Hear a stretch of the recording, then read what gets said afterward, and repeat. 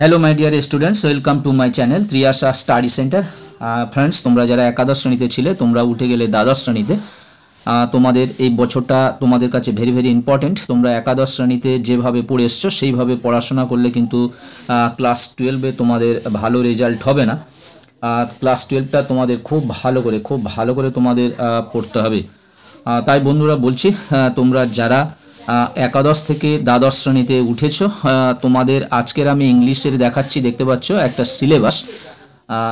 Syllabus দেখাচ্ছি। কারণ তোমাদের যে ইংলিশের বইটা দেওয়া আছে, ইংলিশ বইটাতে তোমাদের প্রোজ এবং ভার্স, ড্রামা এগুলির নামই তোমাদের কাছে দেওয়া আছে, তাই আমি সেগুলি আর এখানে লিখিনি। কারণ তোমাদের একাদশ শ্রেণী এবং দ্বাদশ শ্রেণীর যে ইংলিশ বইটা তোমাদের একসঙ্গেই রয়েছে। তোমরা দ্বাদশ শ্রেণীর প্রোজ এবং ভার্স, ড্রামা এগুলো তোমরা দেখতেই পাচ্ছ। শুধু বলা হচ্ছে তোমাদের বাড়তি জিনিস দুটো রয়েছে, একটা হলো textual grammar are reading comprehension. বন্ধুরা, প্রথম থেকে বলতে গেলে তোমাদের যে সেমিস্টার 3 হবে, তোমরা জানো যে উচ্চ মাধ্যমিক স্তরে 4টি সেমিস্টার, সেমিস্টার 1 এবং সেমিস্টার 2 ক্লাস 11 যেটি তোমরা পার হয়ে এসছো। এইবারে তোমাদের ক্লাস 12-এ হলো সেমিস্টার 3 এবং সেমিস্টার 4। প্রথম পরীক্ষা হবে তোমাদের সেমিস্টার 3। এই সেমিস্টার 3-তে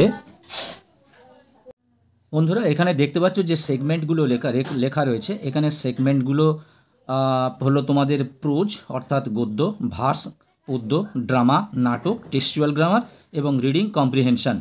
তোমাদের প্রোজ দেখবে তোমাদের বইতে, ইংলিশ বইতে 3টি রয়েছে। প্রথম প্রোজটির নাম হলো the night train at Diwali. The night train at Diwali, Ruskin বন্ডের লেখা।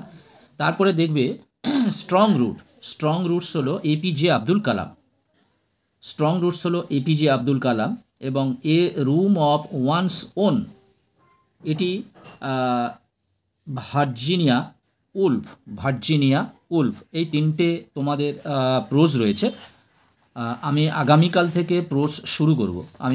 থেকে প্রোজ তোমাদের জন্য ভিডিও শুরু করব, যেটি প্রথমে এর অর্থ সারাংশ বলে দেবো এবং রিডিং পড়িয়ে দেবো তার সঙ্গে সঙ্গে মানে। আর বন্ধুরা, যে সকল কঠিন শব্দ আছে সেই শব্দগুলো আমি একটা লিস্ট বানিয়ে দেবো, সেইগুলো খুব ভালো করে তৈরি করবে। তারপরে আমি এমসিকিউতে যাব। এরপর তোমাদের আছে ভার্স হলো আওয়ার ক্যাজুয়ারিনা ট্রি, তরু দত্তের আওয়ার ক্যাজুয়ারিনা ট্রি এবং ইউলিসেস লর্ড আলফ্রেড টেনিসন। এই তোমাদের এই দুটি ভার্স আছে থার্ড সেমিস্টারে। আর প্লে অর্থাৎ তোমাদের ড্রামা রয়েছে, নাটক রয়েছে তারা অ্যাক্ট 1, যেটা মহেশ দত্তানি।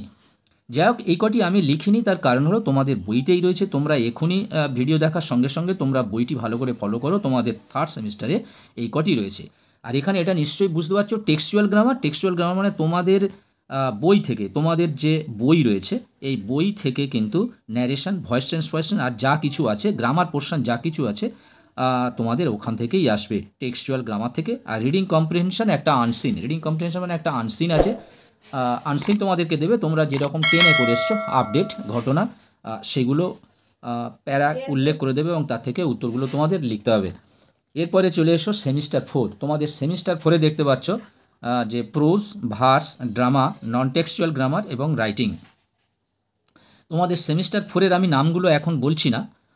হ্যাঁ, নাম্বার ডিস্ট্রিবিউশনটা একবার দেখে নাও। তোমাদের প্রোজ থেকে থাকবে 10 মার্কস, ভার্স থেকে থাকবেও 10 মার্কস। তাহলে তোমাদের প্রোজ আর ভার্স খুব ভালো করে পড়তে হবে, কারণ তোমাদের সবই এমসিকিউ ভিত্তিক প্রশ্ন। সমস্ত এমসিকিউ পড়বে তোমাদের থার্ড সেমিস্টারে এবং ফোর্থ সেমিস্টারে তোমাদের এসএ কিউ থাকবে এবং ডিএ কিউ থাকবে। ড্রামা থেকে তোমাদের 5টি প্রশ্ন থাকবে। ড্রামা হলো তোমাদের যেটা তারা অ্যাক্ট 1, তার থেকে থাকবে। আর অ্যাক্ট 2টা হলো তোমাদের সেকেন্ড সেমিস্টার। যাই হোক, টেক্সচুয়াল গ্রামারে থাকবে 5টি নাম্বার। আর রিডিং কম্প্রিহেনশনে থাকবে 10। তাহলে দেখতে পাচ্ছ রিডিং কম্প্রিহেনশন মোস্ট ইম্পর্টেন্ট, 10।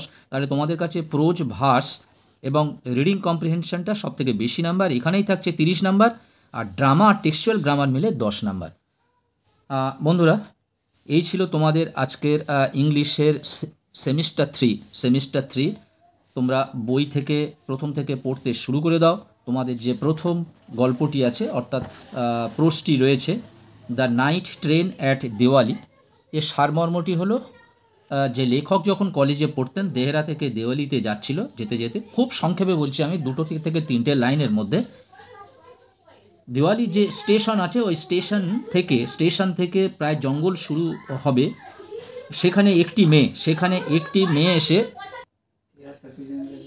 এখানে এসে ট্রেনটি প্রায় 10 মিনিট দাঁড়িয়ে থাকে, প্রায় কেন তোমাদের বইয়েতে উল্লেখ রয়েছে 10 মিনিট দাঁড়িয়ে থাকে। সেই সময় লেখক অর্থাৎ রাস্কিন বন্ড প্ল্যাটফর্মের উপরে একটি মেয়েকে দেখেছিল যে ঝুড়ি বিক্রি করছিল।